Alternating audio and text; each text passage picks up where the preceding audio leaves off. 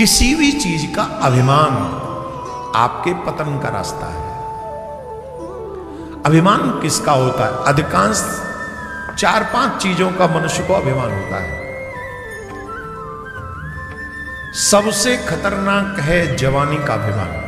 धन से भी खतरनाक अभिमान है जवानी का, याद रखना। सबसे खतरनाक है जवानी का अभिमान। जब जवानी आती है तो व्यक्ति इधर उधर भटकता है। उस अभिमान को कंट्रोल में रखें। दूसरा अभिमान है धन का अभिमान। तीसरा अभिमान है पद का अभिमान। चौथा अभिमान है बल का अभिमान। और एक और अभिमान है, वो है ज्ञान का अभिमान। इन 5 अभिमानों के होने के कारण परमात्मा तुम्हारे करीब नहीं आते। ये जो 5 अभिमान है, इसको भी धर्म कहा गया है। ये क्या है? धर्म। इसी धर्म को त्यागने के लिए कहा है गीता में। भगवान श्री कृष्ण ने जो कहा ना, सर्वधर्मान परित्यज्य, मतलब है जो देह का अभिमान है, जवानी का अभिमान है, उसे त्याग दे। जो धन का अभिमान है, जो पद का अभिमान है, उसे त्याग दे। जो बल का अभिमान है, जो रूप लावण्य का अभिमान है, जो तेरे ज्ञान का अभिमान है, इन सब का त्याग करके मामेकम शरणम व्रज, मेरी शरण में आ जा, तब मैं तेरा होऊंगा, तब मैं तेरा कल्याण करूंगा। ये भगवान ने कहा। कई लोगों को तो पता नहीं होता है कि वो अभिमानी है, और वो पूरी दुनिया कह दे, वो समझती है वो अभिमानी है। अभिमानी की सबसे बड़ी बात, वो मैं ही मैं करता रहेगा। मैंने ये किया, मैंने ये किया, मैं ही करता हूं, मैंने कर दिया था, मैं करूंगा। वो मैं ही मैं करेगा और कुछ करेगा ही नहीं। वो हम में कभी विश्वास रखेगा ही नहीं। वो सामूहिक सम्मान में नहीं बात करेगा। वो मैं ही मैंने ही तो किया था, मैं ही तो कर रहा हूं, मैं ही तो कर रहा था। इसी में ध्यान रखें। वो अभिमानी है। तो सबसे बड़ी तलवार है अभिमान, जो हमारे आयु को काट रही है। दूसरा अभिमान है मेरी तरह ज्यादा बोलना। ज्यादा बोलना भी ये तलवार है। ये जो हम लोग चिबिर चिबिर करते रहते हैं ना, कभी ये बोल गए, कभी ये बोल गए, कभी ये बोल गए, तो झट जाके किसी को, कभी कभी किसी को बोलना अच्छा लगता है। भाई एक के पक्ष में अगर हम धर्म के विषय में बोलेंगे तो किसी को, एक को हेतु होता है, किसी का अनहेतु होता है। जिसका अनहेतु होता है वो तलवार लेके घूमता है पीछे। जब मौका मिलेगा देख तो लेंगे बेटा तुझे। पर हम भी अपने ठाकुर जी के भरोसे रहते हैं। तू तलवार लेके घूम, हमारे ठाकुर जी को तो चक्कर है, सुदर्शन चक्र है, तेरी तलवार काम ही नहीं करेगी। हम तो है कि नहीं? कई लोग लेके घूमते तलवार, देख लेंगे, मौके की तलाश में डोलते हैं। अरे हम तो कहते हैं हम तो ठाकुर जी के हैं, जितना जिंदगी जीना था जी चुके हैं। अब तो धर्म की सेवा करनी, धर्म की रक्षा के लिए काम करना है। जितना बन पड़ेगा शरीर के माध्यम से करेंगे। जो लोग चाहें वो करें, और नहीं चाहे तो तुम अपने घर में पड़े रहो। हम तो अपना काम करेंगे। हम तो पे ठाकुर जी को शकल दिखाने के लिए काम कर रहे हैं। हमें किसी से कोई वो नहीं चाहिए, कोई क्या बोलते हैं उसको, शील्ड नहीं चाहिए। हमें कोई पद्म श्री, पद्म विभूषण, भारत रत्न नहीं दे देगा। न तो हमारे ऐसे लक्षण है, हमारे लक्षण भी ऐसे नहीं है पद्म श्री पाने वाले। हम उनमें से एक बने ही नहीं है। और हमारी पद्म श्री तो यही है, यही भारत रत्न है हमारा। तो ज्यादा ठाकुर जी को कार्य करते करते अपने जीवन में अंतिम सांस ले लेंगे, हमारा वही भारत रत्न है। हमें वही कार्य करना है। आजकल के जैसे माहौल को देखते हुए हमको तो लगता है कि मतलब सियावर रामचंद्र की जय ही ठीक है। पर फिर भी अब यहाँ लिखा है कि ज्यादा बोलना भी दुधारी तलवार है। तो इसीलिए हम कह रहे हैं हमारी तरह ज्यादा बोलना ठीक नहीं है। शांत रहा करो, कम बोला करो। तुम लोग मतलब धर्म के लिए बोला करो, बाकी की जरूरत नहीं। धर्मो रक्षति रक्षता, अपने धर्म के लिए अवश्य बोलना चाहिए। अपने धर्म की रक्षा के लिए, अपने सनातन की रक्षा के लिए अवश्य बोलना चाहिए। तो अधिक बोलना भी त्याग करना चाहिए। क्रोध का आना भी ये तलवार का काम करती है। जो बहुत अनाप शनाप क्रोध करते हैं ना लोग, ये भी ठीक नहीं है। बहुत क्रोध करते हैं, बहुत। इतना क्रोध करते हैं। जब क्रोध करते हैं तो ये भी नहीं देखते हमारे सामने कौन है, बड़ा है कोई छोटा है। और कई लोग तो बड़े गर्व से कहते हैं मैं तो अपने बाप की भी नहीं सुनता। अरे वाह, तुम अपने बाप की नहीं सुनते तो बहुत अच्छे आदमी। आ जाओ, तुम्हें वो भारत रत्न दिलवाएंगे, आ जाओ, हमें तो नहीं मिला, तुम्हें दिलवाएंगे, चलो। और मिलेगा तुम्हें भी नहीं तुम्हारे लक्षणों से, जैसे लक्षण है। ये बात कहना कौन सी अच्छी, बहुत गर्व से कहते हैं कई लोग, मैं तो अपने बाप की भी नहीं सुनता। वो अरे तू, जब हम गर्व में थे, हमारा बाप हमारी मां हमारी नहीं सुनती, तो हम धरती पे आते क्या? उनकी करुणा के कारण हम पृथ्वी पे हैं।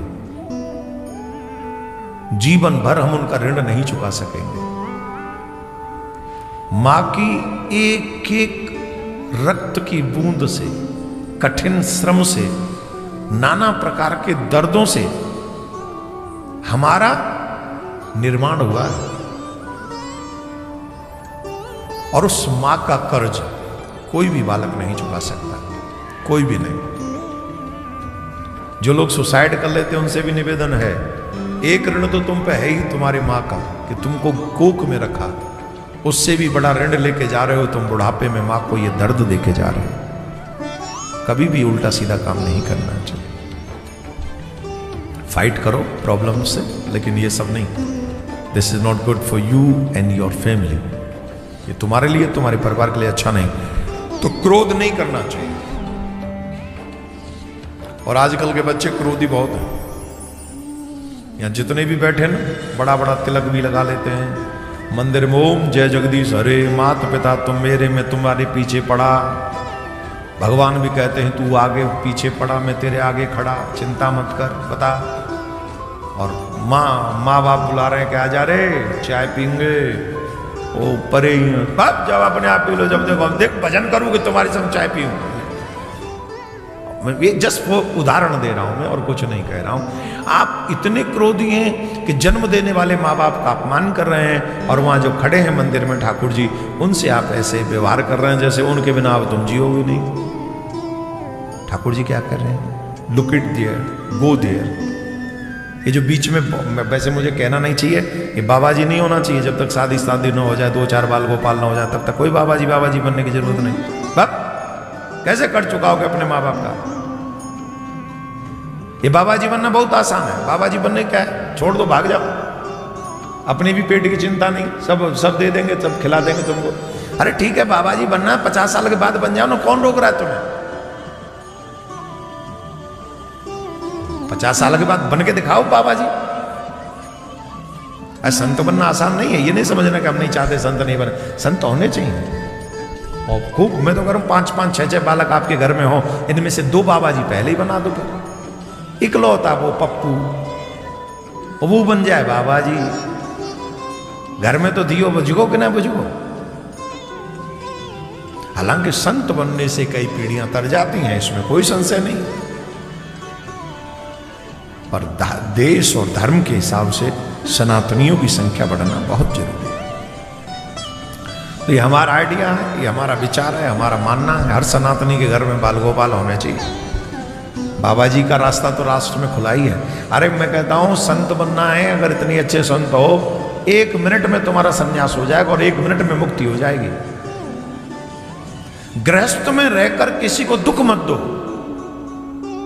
या बाबा जी बन के भी तुम दूसरों के खिलाफ षड्यंत्र करते रहो, काय के बाबा जी। और यहां गृहस्थी बनकर अगर तुम जीवन में किसी का दुख न दो और भगवान का भजन करते रहो, मैं निश्चित कहता हूं एक क्षण में तुम्हारा कल्याण हो जाएगा। मैं संत महात्माओं का बहुत आदर करता हूं, मेरा सर उनके चरणों में पड़ा है। इस भाव को ये न समझे कि अब संत हो गए, बिजली का बिल तो आश्रम में भरना ही पड़ेगा, वो तो उसकी टेंशन रहेगी। भगत आ गए, उन्हें चाय पिलाने की टेंशन रहेगी। कोई और आ गया, उसे लाने ले जाने की टेंशन रहेगी। ऐसा नहीं कि टेंशन वहां नहीं रहेगी बाबा जी बने पीछे। आप चले जाओ वृंदावन में, जितने भी संत स्वरूप में हैं, उनके सबकी जेब में मोबाइल रखा होगा, है कि नहीं? जवाब दो। कौन कौन संतों के बीच में ज्यादा आते जाते हैं? हाथ उठाओ। जो संतों के बीच में आने जाते, जो मैं बड़े बड़ों की नहीं कर रहा हूं, जो बाल गोपाल अभी हुए हैं, सब नए नए बाबा जी हुए, नहीं है मोबाइल उनके हाथों में।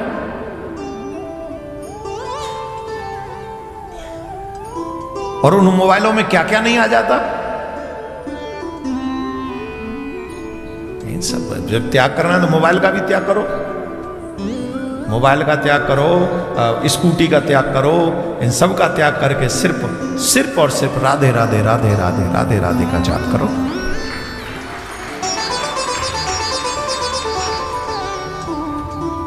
अरे भाई, संत होने के बाद छोटी सी भी मिस्टेक हो गई तो फिर कोई रास्ता ही नहीं खुला हमारे लिए। गृहस्थियों के बाद तो रास्ता है कि चलो यहां जो अपराध हुए बाद में बाबा जी हो जाओ, वहां के बाद तो कोई रास्ता। धार्मिक बात कर रहा हूं, ग्रंथ की बात कर रहा हूं, पुराणों की बात कर रहा हूं।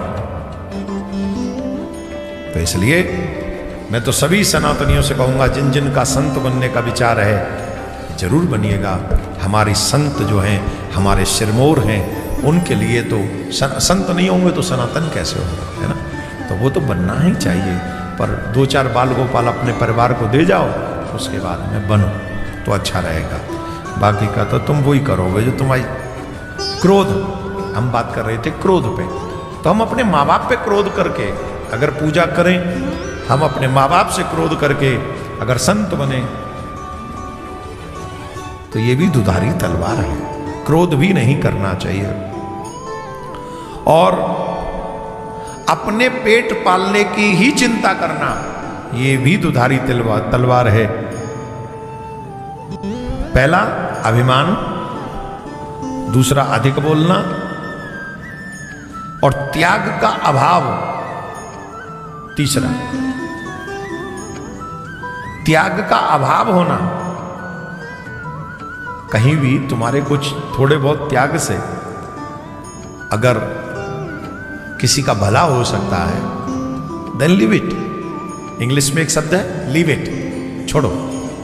वो भाव रखो कि मेरे कुछ त्याग करने से किसी का भला हो जाए। जैसे आपने अपने भोजन में से, आपकी भोजन की थाली रखी है और उसी समय एक भिक्षुक आया कि मैंने दोपहर से, मतलब सुबह से भोजन नहीं किया और रात हो गई है, I am too much angry, मुझे बहुत भूख लग रही है। तो उस समय आप कहो कि मैं कैसे त्याग कर दूं, अरे मुझे भी लग रही है, मेरा भोजन है। तो ये हो गया त्याग का अभाव। और आपने अगर वो त्याग कर दिया तो, थोड़ा त्याग कर दिया तो क्या होगा, उसको शांति मिल गई। आपने तो अभी दोपहर में शाम को चाय के संग खाए थे ना वो गोभी के पकौड़े, 5 बजे गोभी के पकौड़े चाय के संग सिलटा लिए। वो एक प्लेट माने 15-20 पकौड़े थे उसमें, वो तो चाय के संग खा चुके हो। और उसके बाद रात्रि में 8-9 बजे फिर बैठ गए लेके, दोपहर का भोजन हो ही चुका था। तो थोड़ा त्याग ये हो जाए कि नहीं, मुझे नहीं भी मिलेगा तो it's okay, you can eat it, please you can eat, आप भोजन कर सकते हैं। ये भाव, ये त्याग का अभाव भी दुधारी तलवार है, याद रखना। क्रोध दुधारी तलवार है। सिर्फ अपने ही पेट को पालने की इच्छा रखना भी दुधारी तलवार है। अब ऐसे सोच सकते हो, पत्नी ने सोचा मैं अपना ही पेट भरूं, पति को कुछ दूं ही ना, या पति ने सोच लिया कि मैं अपना ही पेट भरूं, पत्नी को पूछूं ही ना। पत्नी कै दिन भूखी रह लेगी तुम्हारे संग में? भोजन बनाना पत्नी को ही है, तो एक दिन सब्जी खिलाएगी, तुमको नहीं, तुम नहीं खाओगी, हम ही खाएंगे। दूसरे दिन दाल खिलाएगी, तुमको नहीं, हम ही खाएंगे, तुम नहीं खाओगे। तीसरे दिन तुम्हें दाल सब्जी में जरूर कुछ मिला हुआ मिलेगा, और उसके बाद सिर्फ पत्नी खाएगी, तू कभी नहीं खाने लायक बचेगा।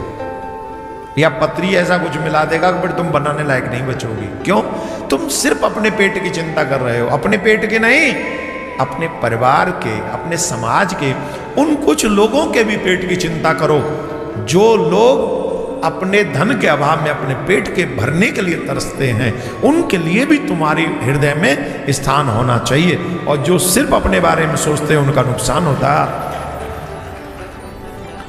और एक बात, अपने प्रियजनों से द्रोह करना भी दुधारी तलवार है। आज के समाज में विश्वास नहीं है साहब किसी पे। हमारे भारत में तो ऐसा माहौल बन गया है, ऐसा माहौल बन गया, आप विश्वास नहीं कर सकते किसी पे। किस पे करें? ऐसा लगता है कि जैसे 20 साल पहले जो माहौल था ना, 15 साल पहले, जो इंटरनेट के आने से वो सब दूषित हुआ। अविश्वास बढ़ा है समाज में, और उसके पीछे रीजन यही है कि हम एक दूसरे की चुगली करते हैं, एक दूसरे की बुराई करते हैं, एक दूसरे के प्रति हम लोग पीछे पड़ जाते हैं उन चीज़ों के कारण।